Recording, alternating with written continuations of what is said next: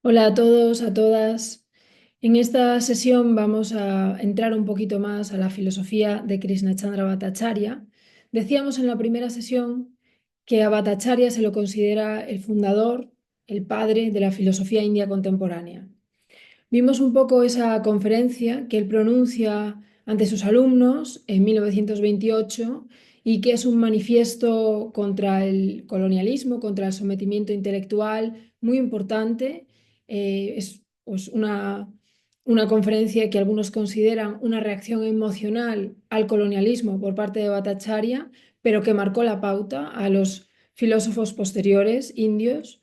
Pensad que Bhattacharya era catedrático en la Universidad de Calcuta.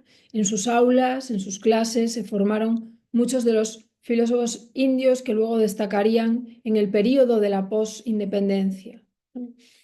Sin embargo, a pesar de que esa conferencia, ¿no? Swaraj en las ideas, autogobierno en el plano de las ideas, aunque esa conferencia sea tan importante para la filosofía india contemporánea, no quiero que nos quedemos únicamente con ese texto como referencia del tipo de filosofía que hacía Bhattacharya, porque sería un poco incompleto la imagen.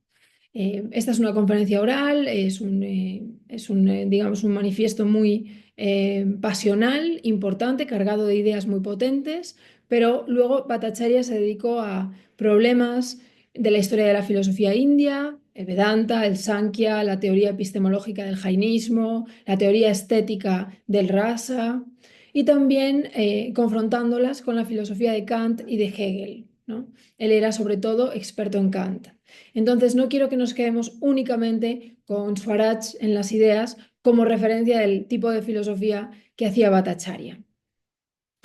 Vamos a entrar a ver un poquito una aportación que él hace a un debate muy largo, con muchas tablas, con mucho recorrido, un debate en la filosofía vedántica, nada más y nada menos que sobre la ilusión, sobre la relación entre Brahman, esa realidad absoluta, esa unidad, algunos lo traducen como el absoluto, incluido Bhattacharya, ¿no? Ese absoluto que subyace a nuestro mundo empírico lleno de dualidades, de multiplicidades que llamamos o que se lo llamó con el concepto de Maya. Maya que tiene muchas acepciones, pero que suele traducirse como ilusión. Vamos a ver que esto es controvertido. Pero digamos que Bhattacharya entra a este debate que, como digo, tiene muchos matices, un largo recorrido por parte de los filósofos vedánticos, cómo se relaciona este Brahman, realidad absoluta, con una realidad más relativa que es el mundo empírico, fenoménico de las dualidades, las separaciones, lo efímero, las multiplicidades, cómo se relacionan entre ambos. Bhattacharya va a entrar a este debate aparentemente por una de sus carreteras secundarias, no va a ir al corazón metafísico, ontológico, ético, ¿no? de esta pregunta por la realidad empírica, sino que va a tomar una carretera más aparentemente menor, secundaria, y lo va a trastocar por completo porque va a introducir una dimensión afectiva a este debate, una dimensión de la que este debate carecía, el sentimiento. Maya, la ilusión, el mundo fenoménico empírico, como un hecho afectivo, diríamos hoy bueno, en la filosofía contemporánea, ¿no? Pero esta dimensión afectiva la introduce Bhattacharya y la introduce tomando el típico ejemplo vedántico que siempre se ha utilizado para hablar de esta relación, la relación de confundir la cuerda con la serpiente. Siendo la cuerda Brahman, ¿no? la realidad absoluta, y la serpiente que nosotros creemos ver, esa confusión, vendría a representar el mundo fenoménico, ilusorio. ¿No? Va a entrar de lleno en este ejemplo Bhattacharya en este texto de 1925 y va a decir, bueno, a este ejemplo le falta una dimensión y es la dimensión afectiva de la persona que realmente ha tenido esta confusión. Esto ha tenido una repercusión en su cuerpo, las sensaciones, el sentimiento y corregir ese error y darse cuenta de que ahí solo hubo una cuerda o siempre hubo una cuerda, no va a ser tan sencillo, porque de alguna manera el sentimiento no se deshace de esa forma, ¿no? El sentimiento de la serpiente, el miedo que causó, no se deshace tan rápido. no me quiero anticipar, vamos a entrar en este texto solo para centraros, ¿no? En qué texto de su larga, no larga, pero de su diversa obra, pues vamos a ver en esta sesión. No es una obra larga porque Bhattacharya apenas escribió, apenas publicó muy poco. De hecho, hay una anécdota que se cuenta y que la he leído en varias introducciones a obras de Bhattacharya. No sé hasta qué punto será cierta, pero se dice que Bhattacharya tenía costumbre de escribir a veces las ideas pues en papeles, en trozos por ahí que pillaba rápidamente y después las tiraba. Una vez capturada la idea, luego las tiraba, ¿no? Sí que hay una sensación clara en los textos que nos transmiten sobre Bhattacharya, sus hijos, los filósofos más cercanos en su época, de que Bhattacharya era sobre todo un pensador oral, algo que caracteriza a la filosofía india en general y a la filosofía india contemporánea también, porque Dayakrishna también es un filósofo oral, ¿no? Su quehacer filosófico fue dado sobre todo en debates, conversaciones, diálogos, y ya decía Daniel Rabe que cuando Dayakrishna escribe, ¿no? Cuando lo leemos, podemos casi escucharlo hablar, ¿no? Es esta oralidad que siempre ha caracterizado la filosofía india y que hoy en día está tan denostada, ¿no? Decía Peter Sloterdijk en una entrevista hace años esta idea, ¿no? De que hemos denostado tanto la palabra hablada, digamos, la oralidad, la filosofía hecha así en la conversación y en el debate, que cualquier secretario o secretaria se siente con más autoridad epistémica solo porque escribe sus formularios que un filósofo, una filósofa, un maestro, una maestra que difunda sus enseñanzas o sus ideas hablando, ¿no? Como hay mayor autoridad epistémica a lo escrito, ¿no? Se le otorga un estatus de mayor autoridad epistémica a la palabra escrita. Bien, Bhattacharya, como comentaba, escribió poco y publicó poco, estaba lejos, como muchos filósofos indios contemporáneos, estaba muy lejos de esta idea de los rankings, las publicaciones, el producir conocimiento, la industria, ¿no? Que ve el conocimiento como un capital, donde uno busca que lo citen y busca, no sé, ganar números, estaba muy lejos de esto, ¿no? Tanto como para que se cuente que escribía sus ideas, las atrapaba, las capturaba y luego las tiraba, ¿no? Bueno, voy a compartir pantalla y vamos a entrar a este texto de Bhattacharya en el que trastoca por completo el debate sobre la relación entre Maya y Brahman. Primero, una advertencia que Bhattacharya hace al inicio de este primer volumen de estudios en filosofía, que es el volumen que recoge los trabajos de Bhattacharya sobre la filosofía india, sobre debates de la filosofía india, ¿no? Y entonces él nos advierte de que él lo que va a hacer pues, son construcciones, eh, nos advierte que lo que va a hacer son pues, construcciones problemáticas sobre líneas vedánticas, que ha reivindicado para hacer estas construcciones una amplia libertad de interpretación, que por supuesto pues, lo vamos a ver cómo se toma esa libertad en este texto sobre la doctrina de Maya y pues advirtiéndonos un poco de su metodología, que no, su finalidad no es hacer una historia de la filosofía india, sino entrar a debatir los problemas, ciertos problemas que él ha seleccionado. Bueno, pues esto nos sirve como preámbulo a esta revisión que va a hacer de la doctrina de Maya según Shankara. Shankara fue un pensador vedántico del siglo VIII, uno de los mayores exponentes del Vedanta no dualista, muy conocido, y Bhattacharya va a entrar a revisar cómo se ha tematizado Maya, el mundo empírico fenoménico, en su relación con Brahman.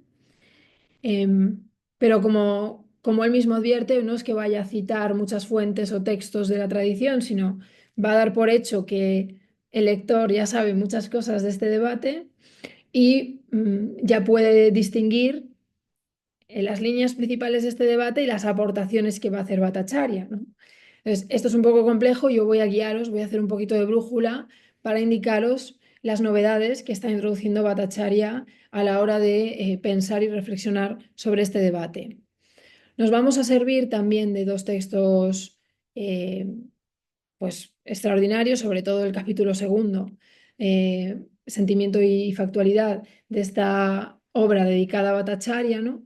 La fundación de la filosofía india contemporánea, en este segundo capítulo, Nir Feinberg va a esclarecer el texto de Bhattacharya. ¿Por qué digo esclarecer? Porque dije antes que no escribía mucho, que no publicó mucho Bhattacharya, y además su forma de escribir es muy sucinta, es muy críptica, casi diríamos que escribe en forma de aforismos. Si os acordáis de este formato sutra, aforístico, típico de la filosofía india, sobre todo de un periodo y de los textos fuente, el Yoga Sutra, ¿no? Nyaya Sutra, Mimamsa Sutra, ¿no? Este formato aforístico que muchas veces servía también a propósitos mnemotécnicos de memorización. Bueno, Bhattacharya no escribe en sutras, pero casi, ¿no? Escribe condensando muchísimo las ideas, ideas que a veces son muy potentes y las condensa en una economía de la palabra brutal. Entonces, viene muy bien tener ayudas para esclarecer, para ampliar un poco estas ideas que Bhattacharya comparte. Otro texto que nos va a servir es este artículo de Daniel Rabe, ya hablé de él en la primera sesión, y aquí, pues, una de las novedades que Rabe defiende, por supuesto, es la novedad que introduce Bhattacharya al respecto de Maya, que es en la que nos vamos a centrar. Bien, entonces vamos a situarnos primero en este ejemplo de la cuerda y la serpiente. Vamos a ponernos un poco en contexto. Primero, Daniel Rabe nos cuenta las líneas generales en las que se tematizó este ejemplo, ¿no? Uno va caminando, imaginaos, vamos caminando, es de noche, está oscuro y creemos ver frente a nosotros una serpiente. Y obviamente nos asustamos, ¿vale? Vamos a poner esto entre paréntesis porque tal y como se ha usado el ejemplo por los debates vedánticos, parece que esto no era problemático, ¿no? Pero Bhattacharya le va a dar mucha importancia. Nos asustamos. La serpiente tiene en nosotros un efecto que no es simplemente mental, es un efecto emocional, ¿no? Es un sentimiento la serpiente. Ya empieza siendo un sentimiento.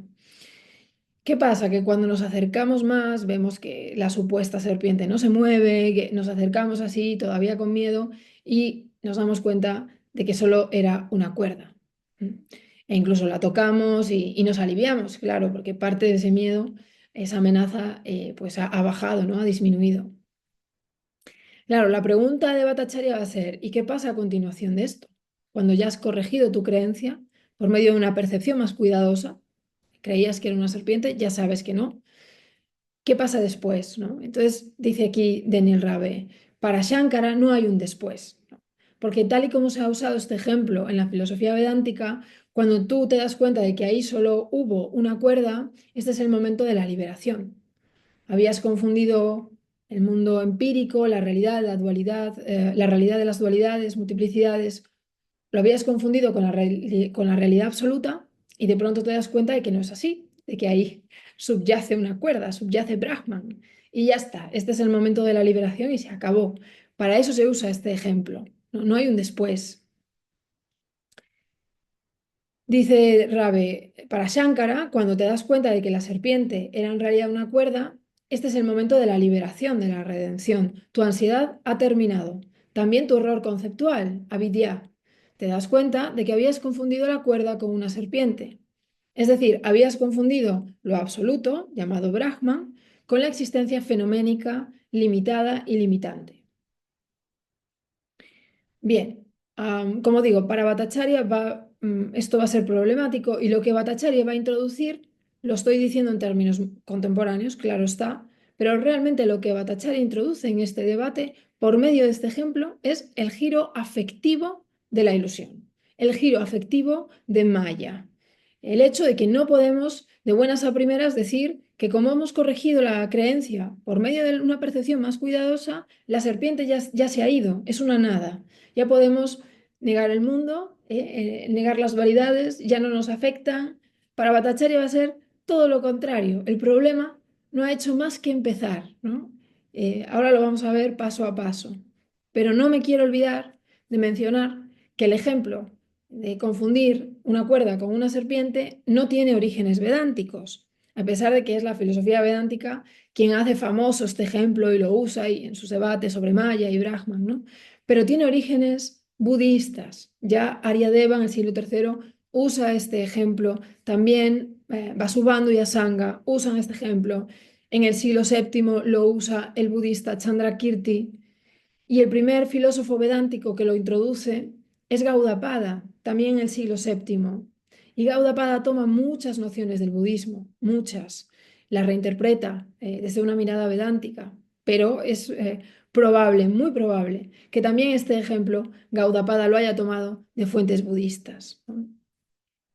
Y claro, los budistas lo usaban en su propia metafísica, en su propia cosmología, en sus propios valores, ¿no? Nada, no para hablar de Brahman, del absoluto, que es algo que viene de las Upanishads, ¿no? Es algo vedántico. No, ¿cómo usaban a grandes rasgos los budistas este ejemplo de confusión? Pues por ejemplo, para reforzar sus teorías de que no hay una identidad, de que no hay un yo, de que la teoría del anatman, de que no hay un atman, ¿no? Pues porque, por ejemplo, Vasubandhu y Asanga, cuando la usan, Vasubandhu concretamente, la usan en varias etapas, ¿no? Diciendo, primero confundes una cuerda con una serpiente, te das cuenta de que en realidad es una cuerda, pero cuando tomas la cuerda en tus manos y la analizas, ves que tampoco tiene un yo, la cuerda tampoco tiene una sustancia, una identidad. ¿Por qué? Porque vas viendo que está hecha de diferentes fibras, de cuerdas de cáñamo, de lo otro, la vas también descomponiendo en partes más pequeñas, ¿no? Y ves que al final no hay ningún yo ahí, ¿no? Es como la famosa metáfora del carro, ¿no? Un carro que en realidad es la suma de sus partes, y que cuando lo descompones ves que no hay ninguna identidad, no tiene ningún yo. Entonces veis que los budistas van a llevar este ejemplo, claro, en líneas budistas, ¿no? En líneas de la metafísica, la antropología que ellos están defendiendo. Pero los vedánticos van a tomar este ejemplo y lo van a hacer muy famoso para discutir un tema totalmente distinto, la relación entre Brahman y por tanto el absoluto, la realidad eterna y la realidad de las, si se quiere, las apariencias o una realidad más relativa compuesta de dualidades de objetos efímeros, de multiplicidades, etcétera, ¿no? Bien, entonces decíamos que este ejemplo se usó de tal manera que cuando uno corregía la creencia mediante una percepción, se daba cuenta de que había una cuerda, ahí se terminaba el cuento y uno ya estaba liberado y ya pues, se había percatado de cuál era la realidad con mayúsculas. Esto para Bhattacharya va a ser problemático y lo que introduce Bhattacharya es un componente afectivo que realmente cuando lo miremos ahora, la pregunta que a uno le surge o que a mí me surge es cómo estos filósofos vedánticos que durante tantos siglos debatieron la relación entre Brahman y Maya y que, como digo, es un debate con tan largo recorrido, cómo ellos no vieron que estaba faltando aquí un componente fundamental, ¿no? En esta relación. ¿Cómo no vieron que estaban dejando de lado por completo el terreno de las emociones?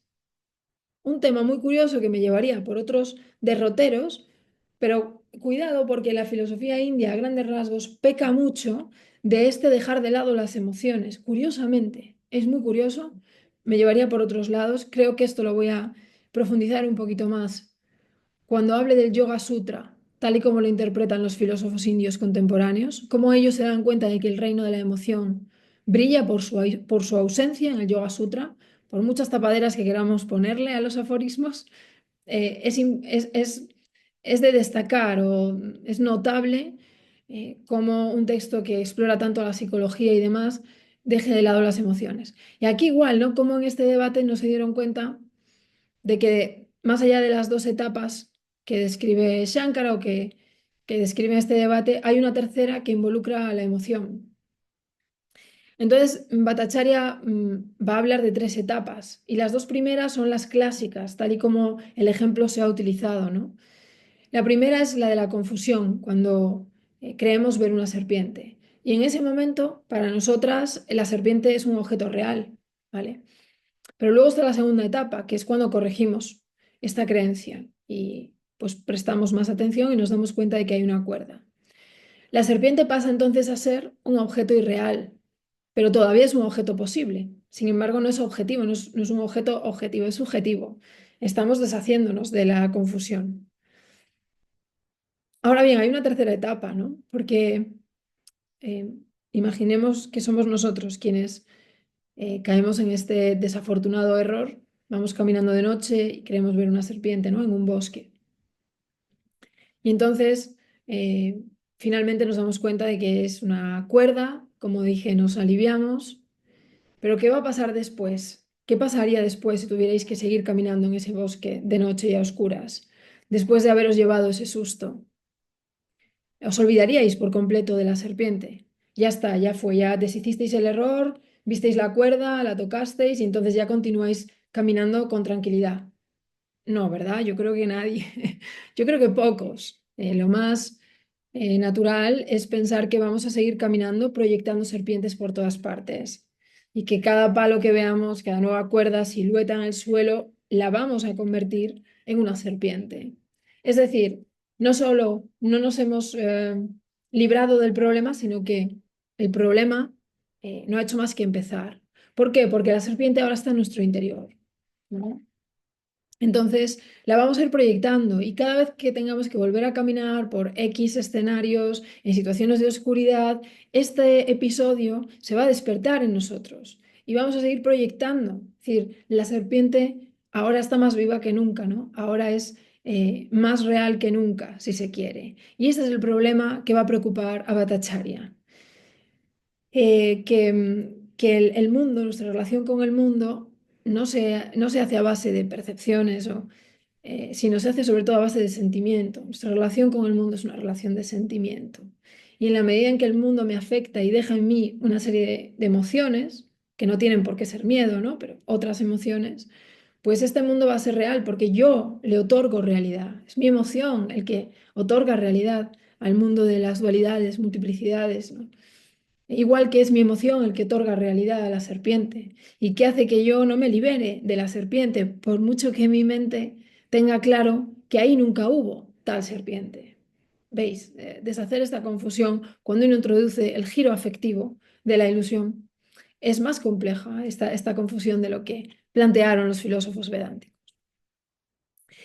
El texto en concreto de Bhattacharya, donde introduce, ¿no? Esta aportación, está dividido en 21 fragmentos analíticos, porque decía antes que Bhattacharya escribe de forma muy sucinta y además numera los párrafos. En sus textos los párrafos ultracondensados están numerados y además presenta a veces un análisis sintético antes de empezar el texto, donde te va diciendo qué temas va a tratar en cada párrafo, ¿no? Del párrafo 1 al párrafo 3 trato esto, del 4 al 6 trato lo otro. O sea, es súper analítico Bhattacharya en la presentación de sus ideas, ¿no? Es muy analítico.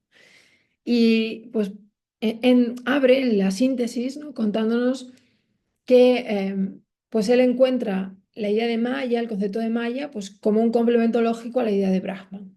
Y Brahman representaría pues una exigencia, una demanda de certeza absoluta, de que hay una realidad con mayúsculas que subyace a todo, la unidad absoluta, etcétera, etcétera, la demanda de certeza absoluta y como complemento lógico tenemos pues un mundo de apariencias, de fenómenos que están lejos de ser eternos, que están lejos de ser una unidad, que se nos presentan divididos, fragmentados y que Bhattacharya entiende que es la formulación conceptual, Maya es el concepto que se le da a un sentimiento.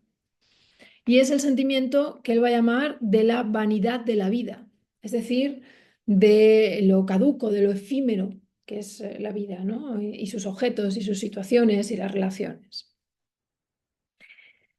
Entonces, frente a esta finitud, tenemos como complemento lógico pues, Brahman, que representa lo eterno, ¿no? Y lo imperecedero, etc. Pero claro, Bhattacharya va a decir, pero este concepto de Maya, ¿de dónde sale? Él se pregunta esto al inicio de de su texto, ¿no?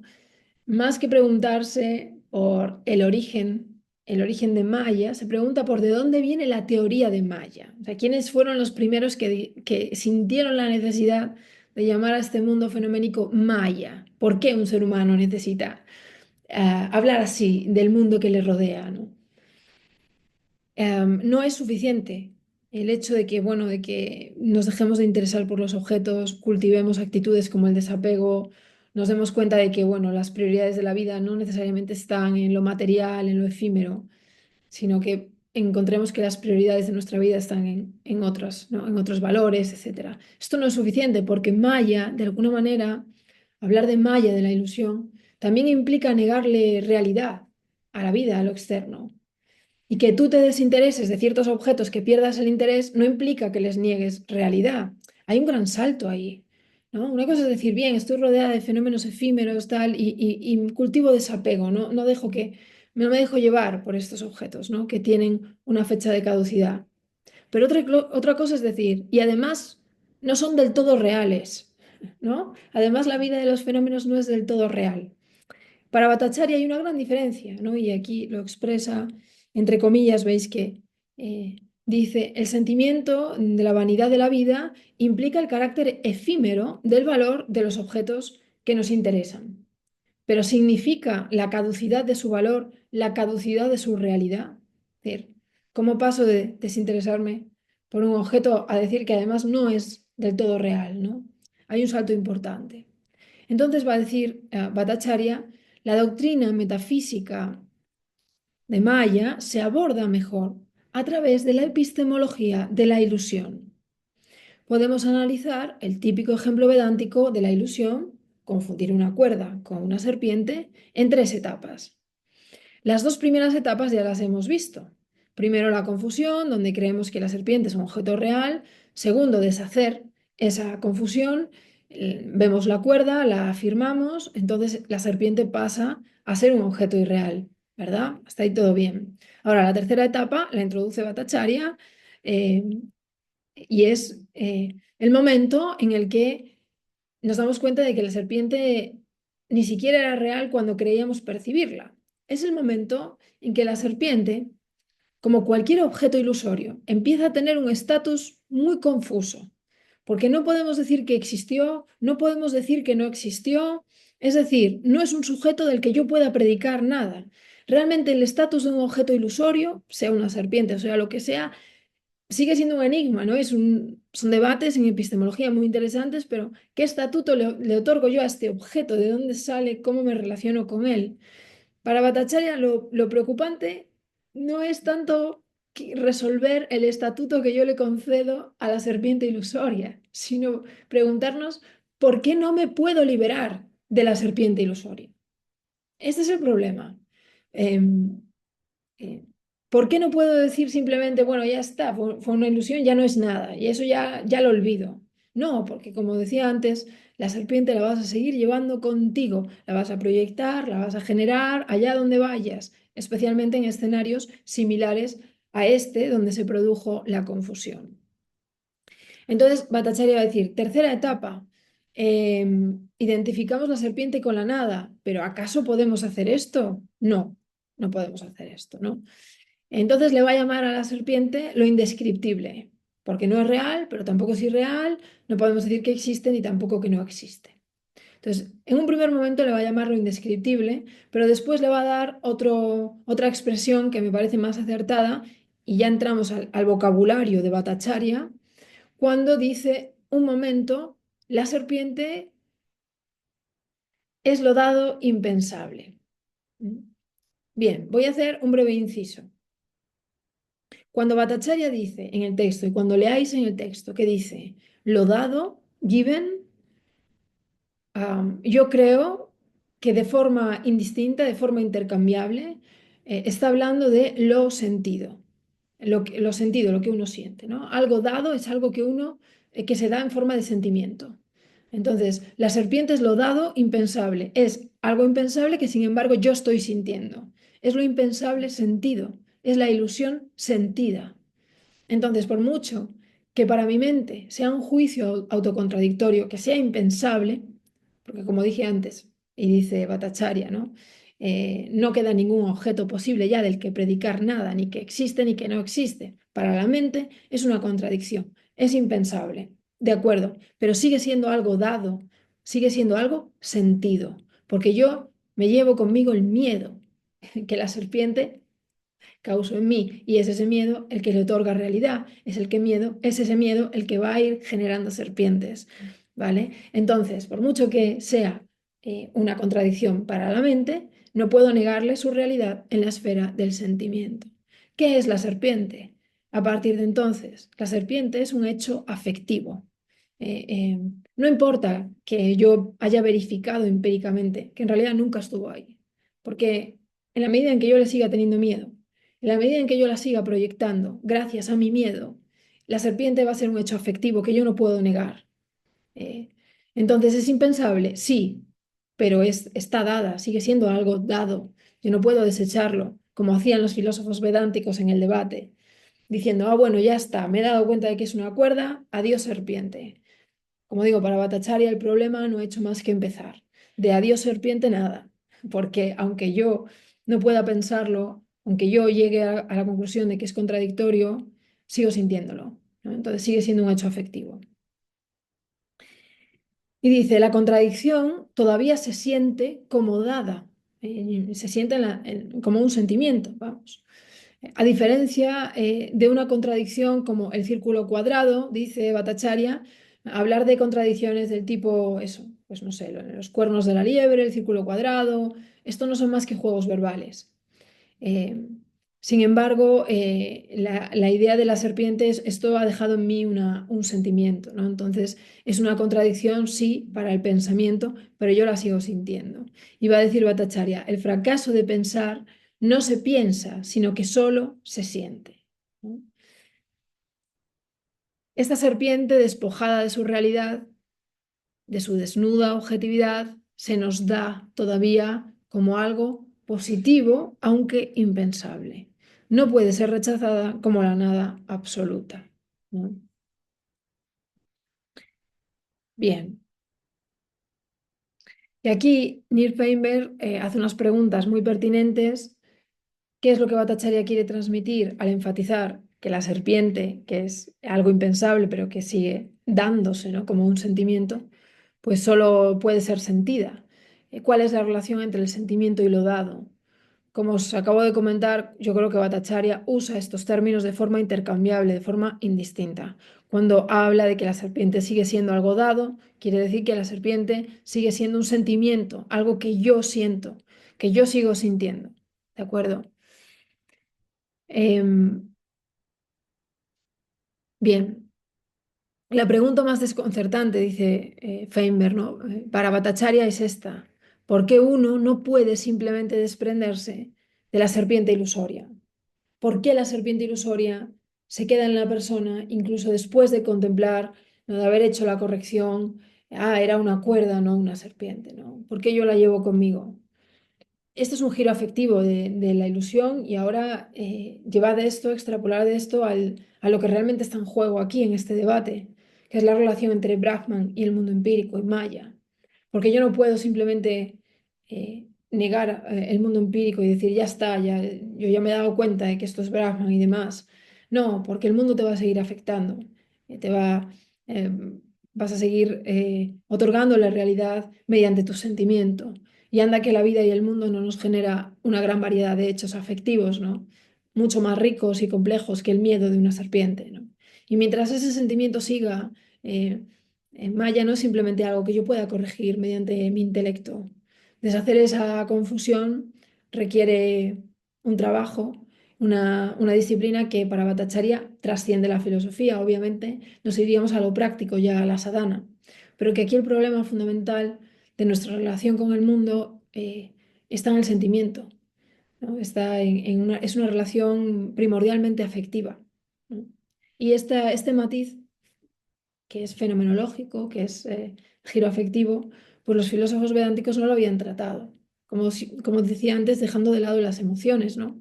Y no, nuestra relación con el mundo está, vamos, permeada de emociones sobre todo, ¿no?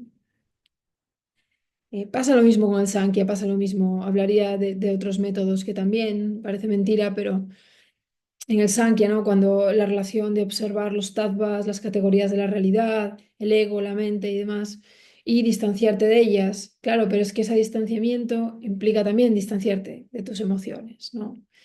En fin, y eso no se tematiza en las estrofas del Sankhya, no se tematiza apenas en los comentarios posteriores, pero las categorías de la realidad del Sankhya configuran tus identidades, todo tipo de identidades, ¿no? Identidad filial, familiar, sexual, política, y claro, distanciarte de ellos implica desatar el nudo de muchas emociones. Como eso no se contempla, ¿no? Parece raro. Lo mismo en este debate que está tratando aquí Bhattacharya, ¿no? Al final, como digo, no podemos decir que la serpiente se haya ido, la serpiente solamente se ha trasladado a vivir a nuestro interior. Y Rabe esto lo explica muy bien, ¿no? Dice, tras el encuentro con la serpiente, que en realidad siempre fue una cuerda, el protagonista de la parábola sigue llevando la serpiente en su interior. La serpiente queda impresa en su conciencia como un samskara, como una cicatriz kármica. Como tal, tiene el potencial de despertarse cada vez que el protagonista vuelve a ver algo enroscado ante él, ¿no? El verdadero problema de Bhattacharya es el mecanismo humano debido al cual uno produce serpientes. Uno va por ahí generando serpientes a partir de este pequeño episodio. Bhattacharya no menciona el término samskara en el texto. Samskara es un concepto que también tiene mucho recorrido en la filosofía india, tanto en el budismo como en el Yoga Sutra, que está inspirado en gran parte en el budismo, como en la filosofía Vedanta, ¿no? Samskara, digamos como una huella que está inscrita en un área que no es consciente, ¿no? Que está inscrita, digamos, en el inconsciente, que va a determinar muchas reacciones de la persona, ¿no? Reacciones que no puede explicar muchas veces, miedos, atracciones, talentos, comportamientos, etcétera. Digamos que se inscriben ahí como cicatrices kármicas que solo están buscando las condiciones adecuadas para desencadenarse, ¿no? Para salir, para manifestarse. De alguna manera, esta confusión con la serpiente habría tenido este efecto. Ese miedo se incrusta y cuando las circunstancias similares se presentan, vuelven a hacer, ¿no? Este es el problema, efectivamente, que Bhattacharya está tratando, el giro afectivo de la ilusión, como en realidad la ilusión vive inscrita en nosotros a modo de sentimiento y no es tan fácil despacharla, ¿no? Como hacían los filósofos vedánticos. Pero Bhattacharya no va a mencionar el término samskara, como no menciona otros términos sánscritos que yo creo que está simplemente dando por hecho. Pero esto es una suposición por mi parte. Bueno, entonces Bhattacharya sigue elaborando, ¿no? Esta idea de que la serpiente, lo indescriptible, lo impensable, que sin embargo yo sigo sintiendo, pues no debería ser nada, pero sigue dándose, sigue dejándose sentir. Y esto es una burla al pensamiento, ¿no? Este sentimiento que yo tengo de la serpiente no hace más que reírse de mi mente, de mi juicio, ¿no? Porque yo sé mentalmente que ahí no había ninguna serpiente, pero el miedo no se va. Entonces, esto es una burla, ¿no? Dice Bhattacharya, que también va a decir que es un escándalo, ¿no? Para la razón, ¿no? Sin embargo, persiste la serpiente como sentida en la ilusión, ¿no? Como dado en la ilusión, dice Bhattacharya. Dice, es instructivo preguntarse qué implica esta persistencia de la serpiente, del miedo, de la serpiente, y si es posible deshacerse de ella y cómo, ¿no? Y fijaos cómo condensa las ideas, ¿no? En esta forma tan críptica. Dice, para la fe no hubo percepción de la serpiente. Para la razón, la percepción pasada no está probada, no hay evidencia. Mientras que para la creencia inmediata, la serpiente es un hecho, ¿no? Aquí entran digamos, en conflicto varias perspectivas, ¿no?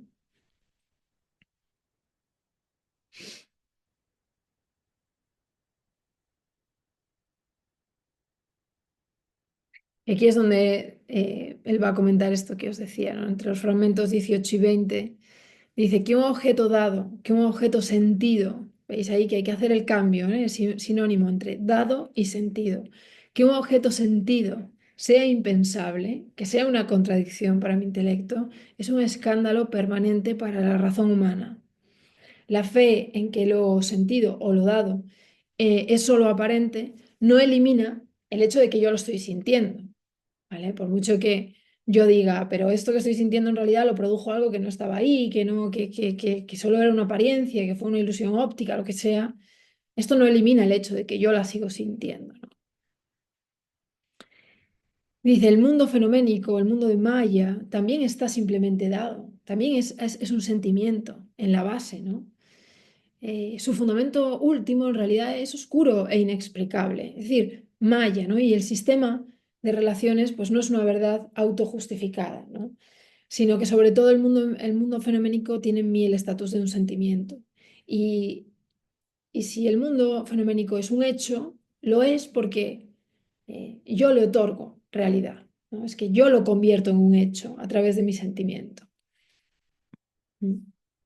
Entonces, Bhattacharya elabora la idea de que nuestra relación fundamental con el mundo, como decía, como he repetido ya, pues se da a través de un sentimiento y se contrapone en esto a Brahman.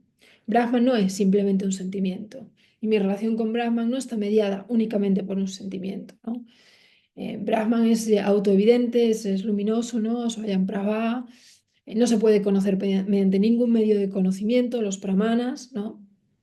Ni mediante la percepción, ni mediante la inferencia, no, solo se puede intuir, va a decir Bhattacharya, y en esto continúa la larga tradición vedántica, ¿no?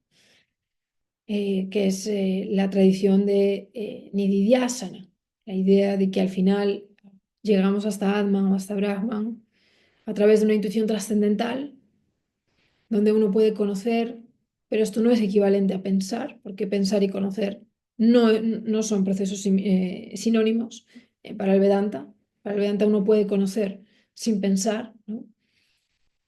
Esta es el principal conflicto que Bhattacharya va a tener con Kant, precisamente, eh, porque Kant dice que el yo trascendental, al no poder ser pensado, no puede ser conocido. Y a la inversa, no puede ser conocido, en realidad no puede ser pensado, y Bhattacharya esto se lo va a refutar usando el Vedanta, ¿no? Y de la misma manera Brahman, ¿eh? A Brahman no lo podemos pensar, no podemos usar ningún medio de conocimiento, pero por supuesto sí lo podemos conocer. A través de este Nididhyasana, que es una intuición trascendental que ya trasciende el ámbito de la filosofía, ¿no? Y Bhattacharya no nombra este término, como no nombraba samskara, ¿no? Pero está revisando la doctrina de Maya según Shankara. Nididhyasana ya en las Upanishads tiene su lugar, pero luego en la filosofía de Shankara, Shankara le da mucha importancia, ¿no? A la epistemología de este Nididhyasana, de esta intuición trascendental. No es que se nos vayan a dar los pasos detallados en los que consiste Nididhyasana. Esto no se nos da, no se nos explica exactamente nunca en qué consiste Nididhyasana. De la misma manera que en el budismo nadie nos explica con detalle en qué consiste la meditación samatha, por ejemplo. No, se nos dan pinceladas muy, muy por encima de qué tiene que hacer o qué hacía el meditador, ¿no? Pero realmente el mapa que tenemos es muy, muy incompleto, ¿no? Pues con Nididhyasana pasa igual. ¿En qué consiste esta intuición trascendental? No busquéis ninguna obra clásica que dé pasos detallados porque no la vais a encontrar, me parece. ¿No? Entonces siempre está ahí un poco en el misterio, ¿no? Hay textos, algunos muy buenos, sobre cómo usó Shankara en su epistemología este Nididhyasana, pero tampoco ahí encontramos, como digo, una explicación clara de en qué consiste esta intuición. Pero Bhattacharya termina de una manera muy vedántica, recurriendo a esta intuición, que es la única manera de conocer a Brahman, para ir logrando liberarse de este yo empírico, ¿no? Eh, claro, pero ahora bien, ¿cómo ha de hacerse, ¿no? Esta eliminación? ¿Cómo borramos esta ilusión que permanece en forma de sentimiento? Esto es algo que trasciende la filosofía y Bhattacharya ya nos remite a la sadhana o, como dice él, a una disciplina metapsicológica que pone de manifiesto el aspecto espiritual de Maya, ¿no? Un aspecto práctico que Bhattacharya no aborda. Pero con esta pequeña intromisión que ha hecho, a partir del ejemplo típico vedántico de la cuerda y la serpiente, le ha dado a este debate una vuelta, vamos, lo ha trastocado, porque ha introducido una dimensión afectiva que no se consideraba. Pero es cierto que nuestra relación con el mundo es un sentimiento y pudiera ser simplemente un sentimiento que se burla de nuestro pensamiento, pero que sin embargo sigue afectándonos y sigue condicionando nuestra vida y nuestra relación con los demás, ¿no? Y esto lo lleva Feinberg vamos, con muchísima pertinencia y con muchísimo saber hacer, lo lleva a teorías contemporáneas de del hecho afectivo, ¿no? Este es el giro afectivo eh, que, que lo que hace es, de alguna manera, mostrar cómo Bhattacharya en un texto de 1925 le está dando ya el giro afectivo a una problemática vedántica muy larga y muy vieja, ¿no? Y es introducir la idea de que Maya tal vez sea un hecho afectivo.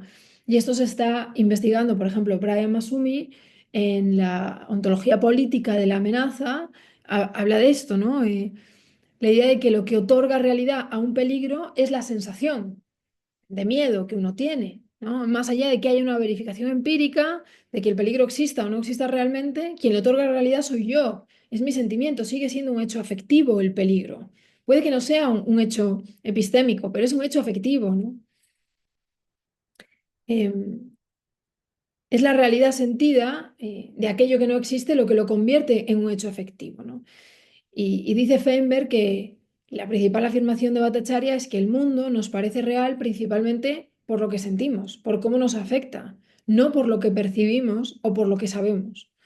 La sensación de miedo que uno puede experimentar al encontrarse con la serpiente ilusoria sigue alimentando la sensación de que la serpiente es real. Lo que convierte la amenaza en un hecho real es el sentimiento de miedo. Em, o, dicho de otra manera, el miedo es la realidad de la amenaza. Bueno, esto llevado a Maya y el mundo empírico. Lo que hace que Maya tenga un estatus de real es mi propia sensación, ¿no? Es las emociones que a mí digamos que son las que le están otorgando realidad. Emociones de las que yo no me puedo deshacer tan rápido, ¿no? Como en estos debates vedánticos parecía que lo despachaban, ¿no? Sino el problema es por qué yo no me puedo deshacer de todas estas emociones, de todos estos hechos afectivos. Entonces, deshacer esta confusión requiere, por supuesto, pues una práctica que, como decía, va más allá de la filosofía, pero es una confusión, la de la cuerda y la serpiente, más profunda de la que, del modo en que se debatió, ¿no?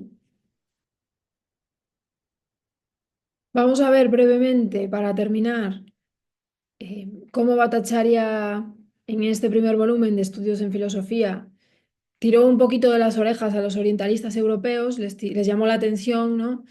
Hemos visto un poco cómo abordaba él el debate de Maya de una forma tan original, tomando un ejemplo para trastocar todas las dimensiones del debate, ¿no? Y esto lo va a explicar en un texto que se llama Estudios en Vedanta, que encabeza este volumen. Él explica su metodología y él explica un poco qué lo distingue de los orientalistas europeos. Para empezar, él considera que lo primero que hay que hacer cuando uno va a entrar en los debates de la historia de la filosofía india es tomar en serio los debates mismos. Porque si a nosotros este debate nos da igual y no nos interesa, de alguna manera Bhattacharya está diciendo, entonces tampoco lo periodices, no lo estudies de forma histórica, simplemente desentiéndete del debate, ¿no? Pero no lo reduzcas a condiciones históricas, a una filología positivista, no lo reduzcas a cosas que no son filosóficas, ¿no? Fijaos cómo lo explica él. Dice, el estudio filosófico debe ser el primero en el orden cronológico. Primero la historia, tomarse en serio los debates, entrar a debatir, ¿no? Con una amplia libertad de interpretación, que es la que él mismo reivindicaba. Y después viene el estudio histórico, eh, porque el estudio histórico de un sistema antiguo, para que tenga alguna utilidad, debe ir precedido de un estudio serio de la filosofía, ¿no? Entonces, de alguna manera, a los orientalistas europeos que entraban a periodizar la historia de la filosofía desde esa distancia analítica, con sus herramientas, ¿no?, de academia europea, les decía, si a vosotros os da igual estos debates, si no os lo tomáis en serio, entonces no podéis aplicarle primero una mirada historicista a esto. Primero tenéis que entrar a los debates y desarrollar lo que Bhattacharya va a llamar la simpatía estética por los conceptos de los debates, lo que aquí está en juego, y después aplicáis la historia, ¿no?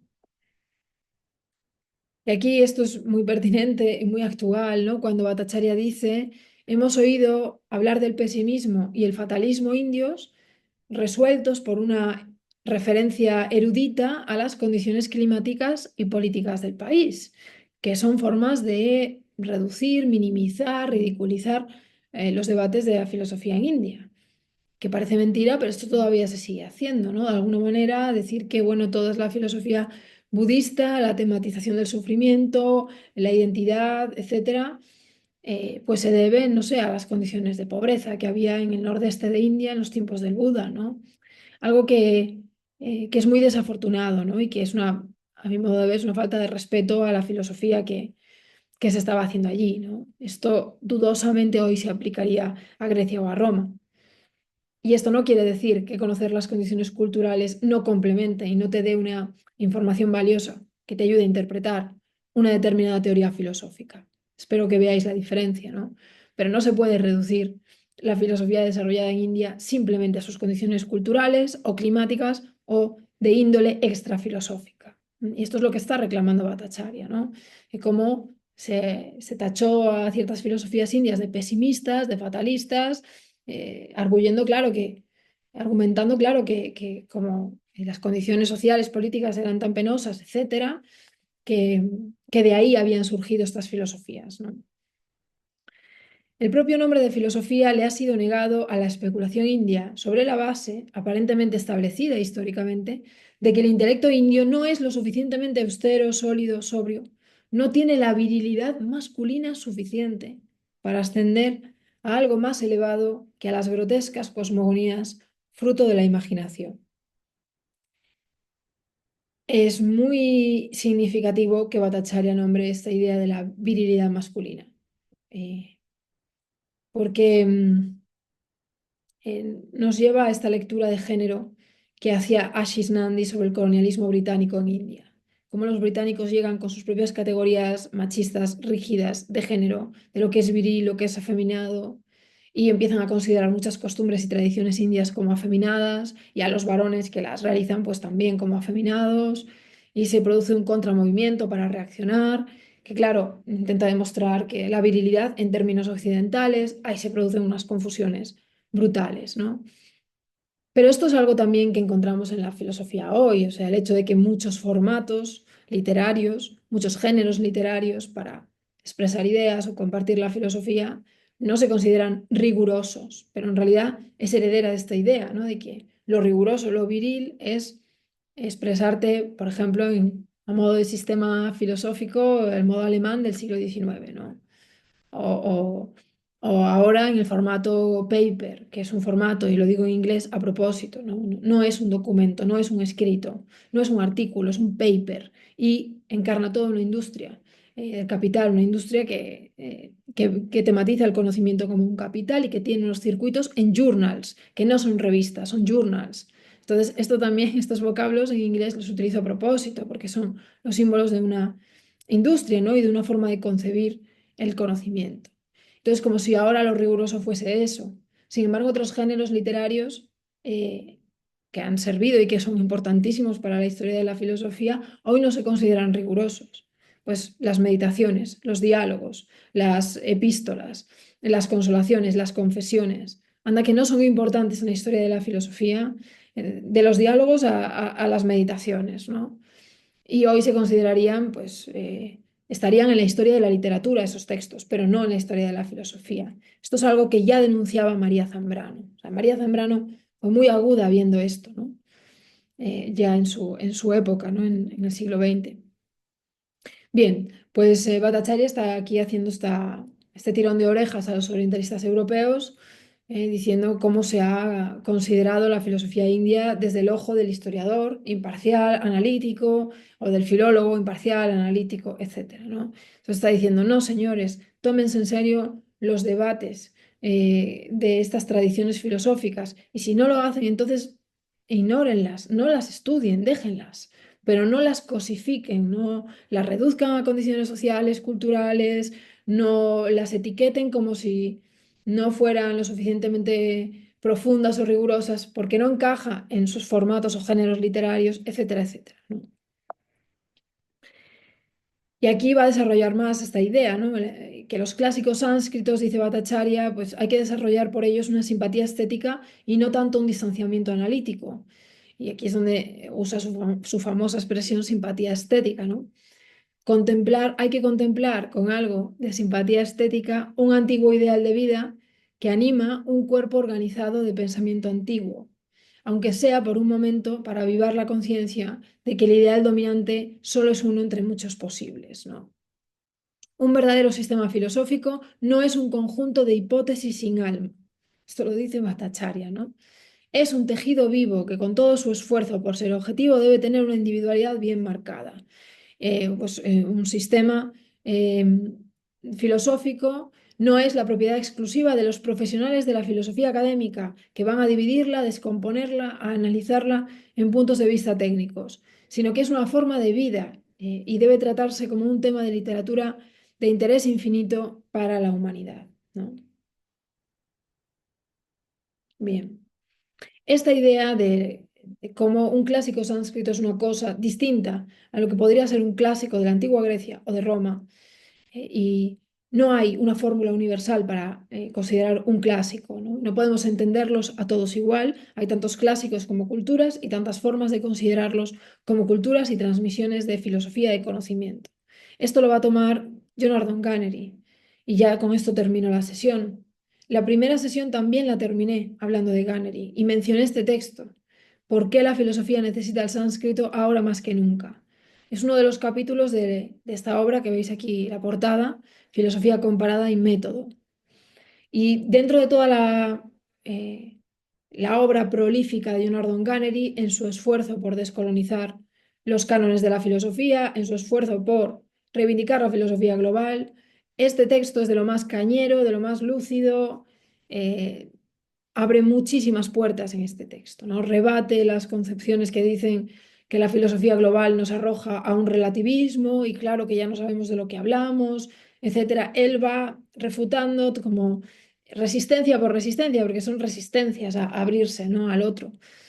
Entonces él las va refutando, pero además impugna el supuesto excepcionalismo de la filosofía griega antigua, lo impugna de una manera visceral, le va quitando capas hasta que ahí no queda nada de excepcional, ¿no? Más que el empeño de los académicos contemporáneos en Occidente de decir que en Grecia surge todo. Además de ese empeño no queda nada que justifique el supuesto excepcionalismo que se le atribuye, ¿no? Os recomiendo de verdad este texto. Solo voy a compartir eh, la idea de que Leonardo Gannery, además de reivindicar que la tarea urgente ahora de la filosofía es descolonizarse, es decir, globalizarse, incorporar una pluralidad diversa de tradiciones y prácticas filosóficas, em, pues él llama la atención sobre diversos momentos en la historia donde esta apertura ya estuvo presente, ¿no? Y también llama la atención sobre cómo la cerrazón, el aislamiento intelectual en el que estamos, en nuestras universidades y demás, solo se explica a partir del siglo XIX y con la profesionalización de la filosofía. En realidad es muy joven esta idea cerrada, ¿no? Esta idea tan eurocéntrica, que hay periodos muy atrás en la historia donde este aislamiento no era ni mucho menos la norma.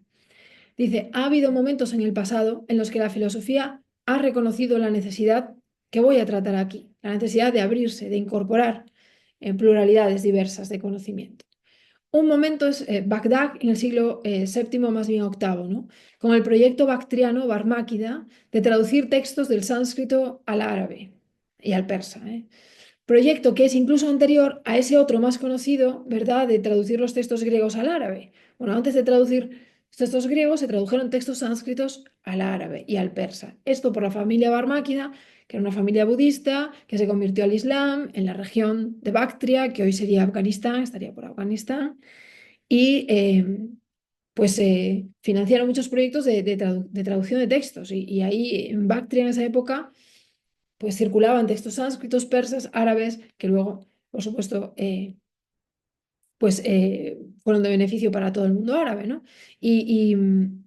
Gannery está citando a Gladel al hablar de esto, de la familia Barmáquida. Este texto en concreto de Gladel, que está en este libro, Islam y Tíbet, y os lo recomiendo encarecidamente, este artículo de Bladel, porque es brutal. Él se pregunta por qué alguien en Bagdad, en el siglo VIII, iba a querer tener conocimiento de, pues eso, de culturas o conocimientos que vienen tan lejos como lugares, como India, ¿no? De lugares tan lejanos como India. O como China también, ¿no? ¿De dónde surge esa inquietud, ¿no? Una inquietud que realmente ahora nos falta mucho, ¿no? Bueno, os recomiendo este texto para que sigáis la ruta de la familia Barmáquida y todo el mecenazgo cultural, multicultural. Otro momento que señala Gannery es Lhasa en el siglo IX, cuando se traducen los textos budistas, ¿no? Del sánscrito en el Tíbet, ¿no? Al tibetano, y luego Londres a principios del siglo XIX, cuando Colebrook promueve las matemáticas y la filosofía sánscritas entre sus colegas de la Royal Society.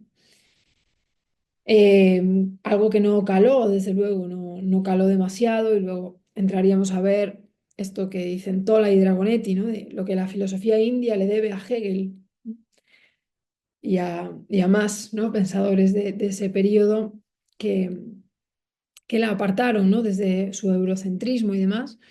La apartaron a India como a otras culturas de ese monopolio que quisieron crear, de esa historia sesgada de la filosofía que quisieron construir, que realmente ha calado en nuestras universidades y cuyos mitos y rumores pues siguen siendo tema de clases, ¿no? Y de asignaturas y de cátedras, es decir, que son noticias falsas o una posverdad que la historia del colonialismo ha calado en tantas áreas y tantas disciplinas, ¿no? Yo también creo que estamos en un momento donde eso se está deshaciendo, que somos muchos desde muchas áreas, quienes estamos demandando pues, que se abran un poco las ventanas y respirar de esta endogamia. Y creo como Gannery que esa es la necesidad urgente de la filosofía ahora, que no parte solo de un grupo de locos y locas, sino que muchos alumnos, alumnas también lo están reclamando, ¿no? Creo que es algo más colectivo, más general. Bueno, seguimos en las siguientes sesiones. Un abrazo y hasta pronto.